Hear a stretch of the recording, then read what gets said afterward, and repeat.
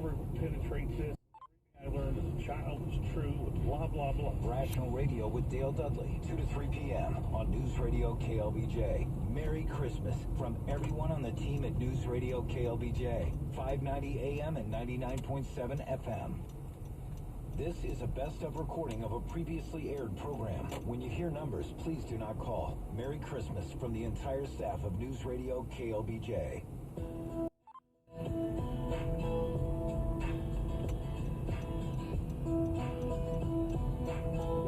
We're back, and the number is 512-836-0590, and this is David right here. Good morning, David. I really enjoy your show. I'm here about 50 miles east of y'all, and I have a similar tomato plant like the guy with that had his, and I staked it up till 8 feet, and it kinked over and grew down 18 inches, grew back up, and it's like a big bush now, and it has like 20 tomatoes. Yeah. Y'all told him to cut it and make some cuttings, and I've never done that with a tomato, and I don't know how you would do that. Well, pretty simple. Yeah. Go ahead and tell him. How simple. Find a decent branch, 6 to 8 inches long. Cut that off. Trim off the lowest couple of leaves on it, and stick it in a well-drained, good quality potting soil, like in a 4-inch pot. Okay. Put it in a spot where it can get plenty of light to grow. You could consider taking like a Ziploc bag or cut the bottom off of a clear soda bottle and setting it over it. You're going to make this little greenhouse. You want to keep the humidity up a little bit because that's how the plant will draw water until it sets roots. Okay. In as little as 2 weeks to a month, that little cutting should have fresh roots on it. Tomatoes root very easily that way. Under warmer conditions, though, not under cool temperatures. And like you say, John, we could put bottom heat under it. Maybe you put that on top of one of those heat mats or something like that. The hot water heater for a little while. Yeah. Okay. And that will let it produce a new set of roots, and you will have a completely new tomato out of that cutting. That's really good to do when you have one where it's a rare variety or it's a hybrid like Sun Golds and you can't save the seed. You want to keep them going. Okay. There's only one risk. You only want to do this when you got a pretty healthy tomato. Okay. Because when you cut a piece off of the parent plant, if the parent plant is sick, the clone will be sick. So if it's got a wilt in it, you're just passing the wilt on later. But if it's a good, healthy tomato, it's straightforward, it's simple. You could make yourself 50 starts off of a plant as big as you described. It's like Jackson the Beanstalk. A little tomato came up in my yard. It was under Arizona ash tree, and I started staking it up back in June or July. It kept growing, so I went from 3.5 to 4.5 to 5, then 6, then 8. And finally, it was almost up into that tree, and then it, I couldn't go any higher, so it kinked over and grew, and it wouldn't bear. And finally, when it got a little cooler, it started to bear, and I probably have between 20 and 25 green, and there's one clump at the top, and 6 tomatoes and one ripe one on it. I pick them when they get real ripe. But what kind of tomato do you think this is? Because it waited till the cool weather, you're describing something like an early girl or a cold weather tomato, something is probably not a Mortgage Lifter, Arkansas Traveler, Cherokee Purple, because those are real hot weather tomatoes. Oh, okay. Now, after saying that, there's only some 7,000 different varieties of tomatoes, so we're guessing from that point on. Wow. So it's just really a miracle. I've never seen anything like it. And I covered it up. I built a tent, put a 10-foot pole on the north, and put a sheet of paneling, an 8-foot paneling, and then I wrapped it with a blanket and then plastic, and it made it, so I'm thankful. David, he gave you a method of taking cuttings and all, and my way of doing that would be at the leaf axils, where the leaf comes off the main stem, you're going to see a little plantlet right there. Okay. That right there is also easy enough to cut without cutting off the end of the plant, which isn't going to do damage. And so you take those little ones off and put those in vermiculite or moist sand, something like that, and they will also root without cutting back the plant. Wow. Okay. How long can a tomato stalk bear? Will it die after a year or two, or do you know? At Walt Disney World, indoors in a supplemental light position, they grew a tomato for 10 years, and it bare 10,000 pounds of fruit in that 10-year period and was 30 feet in diameter. Wow. So they're perennial. It's just they die and are cold. If we were in the tropics, you could grow one for years and years and years. Okay. Wow. We all know your stuff. I really appreciate your show and keep up with a great job, man. Merry Christmas. Good luck with the Thank tomato. you, sir. And there's a tomato fertilizer out there called Cookie Brand. Well, actually, they put these little caps over the tomatoes so that the tomato would grow in a shape, and they grew them like the little Mickey Mouses. They'd have 2 ears in the body of it, so they were strange tomatoes. We grew eggplants that looked like Richard Nixon. They did. Yes. Okay, John, good morning. Welcome to KLBJ. Hi, John. Good morning. How are you? Good morning. We're fine, thank you. The question I had, we live in College Station, Good. and we had, so I appreciate you taking my call. I know a little bit outside the area, but... No, we don't care. The question we had, me and my wife, we planted 5 Leland cypress trees in our yard here in South College Station about 2 years ago, and 2 of them have already died. And right before they died, their leaves, their needles turned brown. There's nothing we could do. We had the guy that came out and planted it and told us to maybe get a little bit more water, and we did, and we lost 2 of them, so we have 3 left. And they're planted about a foot and a half apart from each other. That's too close. That's too close? Because they're going to mature, Makes a mess. and they're going to be very big trees, and they're going to mature, growing into each other really hard. But it's too late for that problem. Right. You know, but next time you do plant something, I would make sure, like Jeff said, separate them a lot more than that. But there's different growing problems. One of them is root loss. You could have root loss, and that would be from watering too much. What's your soil like? It's terrible. It's got pretty much clay and rock. They are a plant that wants really good drainage. So you need to amend so that the drainage is super good with it, and you need to watch the water. They're relatively drought tolerant, but you don't see them growing in a swamp. You see them growing in well-drained soil. So if you're sitting them in water all the time, that can cause the root loss that John's talking about. You're drowning the roots. Okay, that could be a problem. I tried to water quite a bit because it's so hot here all the time. Well, the bald cypress would be better under those conditions. It'll take a lot more water and then take the drought too. So that might be a choice. It is a huge plant. This one will take the place of the 2. One will take the same area right there. Yeah, Lelands are not great in our area.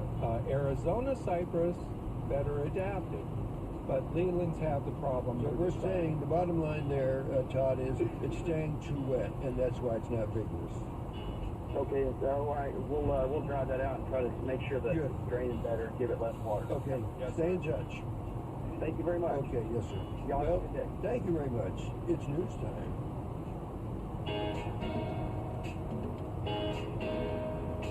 Here's a little taste of this week's Dining Out Austin podcast with food critic Rob Balin and host Don Pryor on News Radio KLBJ.com. Ossingden, A-H-S-I-N-G-D-E-N.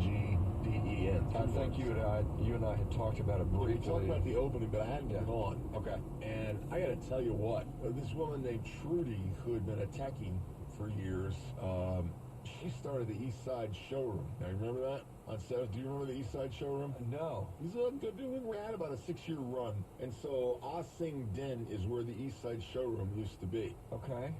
And what a concept. It is based on the old opium dens of London, where Arthur Conan Doyle and Coleridge and writers of that era used to sit around and smoke opium, and they'd go home and blasted. apparently be creative, you know? And Get inspired. I mean, how else do you write Kubla Khan? Yeah. Gotta have some help. You gotta know? have a little edge to you. Yeah, so, but the food was outstanding. I had this, I had a gyoza, a pot sticker that was delicious. Some shrimp balls that were outstanding. Marge had basically a sort of an Asian-style French toast with a little ginger. That was really delicious. And then I tried this one dish. It was kind of like a tempura vegetable. I guess it almost looked like it was served in squares. And then with it, they had this bulgogi beef, Korean style. Bulgogi is this wonderful Korean accented beef that they do that's one of the most tasty, in my opinion. I love anything Korean as far as flavors go. Right. So they put the bulgogi in with that, then they put an egg on top of it. You just mash it all up and eat it, and I'll tell you what, I mean, the flavor rush is blow you away. You can hear this week's Dining Out Austin podcast in its entirety in the podcast section at newsradioklbj.com. It's too costly to fall behind in the news cycle. Turn your radio on every chance you get for news every half hour and smart talk in between. We're Austin's only news radio, KLBJ, 590 AM and 99.7 FM. A relationship without trust is like a car without gas. You can stay in it as long as you want, but it won't go anywhere. When I predict something, I'm warning, and I want you to know that you can trust it. Rush, building trust. I do want to establish to you that I know what I'm talking about. Rush Limbaugh. It's nothing more than my desire that you trust me and believe what I'm telling you so you can be aware of what's coming. Weekdays 11 to 2 That's really the reason. on News Radio KLBJ. No matter if you live on the north side, south side, east, or west side. You know what's going on around where I live? Just stories that matter and are interesting. We have the stories that all sides are talking about. News Radio KLBJ. Waking up where you are with dependable weather and traffic to get you where you need to go. Local news matters. That matters to me. Wake up, Austin's 24-hour news station, 590 AM and 99.7 FM. When news breaks, topping Austin's news, we break in. Northbound 35 out of unit. Thunderstorm around. News, traffic, weather, and talk. News Radio, KLBJ. When you turn your radio on, make sure it's already set to Austin's only news radio, KLBJ, 590 AM and 99.7 FM. Fox News Radio, I'm Hank Weinblum. A Russian military plane carrying 92 people, including a military fan, crashed into the Black Sea. No survivors reported. The plane was headed to a Russian military base in Syria. Of those 84 passengers, the majority were members of the Alexandrov Ensemble, the very famous Red Army band. That's Arshesh Joshi with Sky News. Russian media is saying it does not appear terrorism was involved. A short time ago, a strong earthquake hit southern Chile. It measured 7.6. A tsunami warning has been posted for the region. No word on damage or casualties. On Christmas Day, the world listens for the words of Pope Francis at the Vatican. Fox's Courtney Walsh in Rome heard those words, and she joins me live. Yes, Hank. Well, Pope Francis dedicated his message to those scarred by wars and the victims of terrorism, urging people to remember migrants, refugees, the poor, and those affected by economic instability caused by the worship of money. He urged all sides to lay down their arms in Syria and throughout the Middle East and in other war-torn areas around the globe. Last night during Christmas Eve Mass, the Pope also warned about the commercialization of Christmas, the concern for gifts, but indifference toward the marginalized. Christmas has been taken hostage by materialism, he said. Hank? Courtney, the Donald J. Trump Foundation will be no more. The president-elect decides to shut it down. In a statement, Mr. Trump explained that he wanted to avoid even the appearance of conflict with his role as president. His statement continues, stating in part, "I am very proud of the money that has been raised for many organizations in need, but because I will be devoting so much time and energy to the presidency and solving the many problems facing our country and the world, I don't want to allow good work to be associated with a possible conflict of interest." Fox's Garrett Tenney, the president-elect, tweeting out a Merry Christmas a short time ago. Fox News Radio, fair and balanced.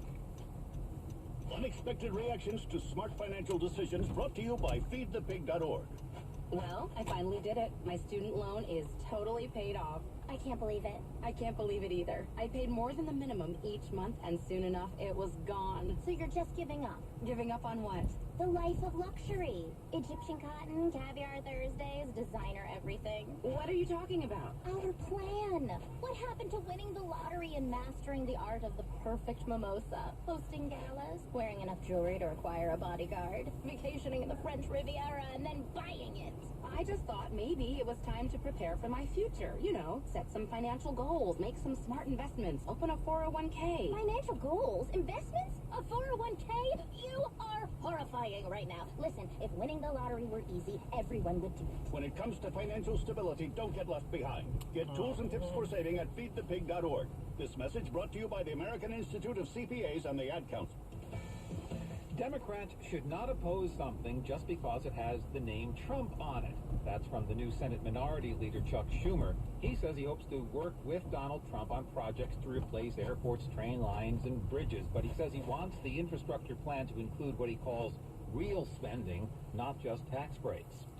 The northern plains states are no stranger to harsh winter conditions, so why should Christmas Day be any different? This is going to be a big one for us today across the far northern plains. Brought the snow yesterday to Arizona, still snow now across the northern Rockies. This afternoon, it ejects here across the northern plains and brings a blizzard to the areas of North Dakota and South Dakota. Some spots will receive over a foot of snow and winds probably 40, 50 miles an hour. Fox meteorologist Rick Reichmuth. Let's meet...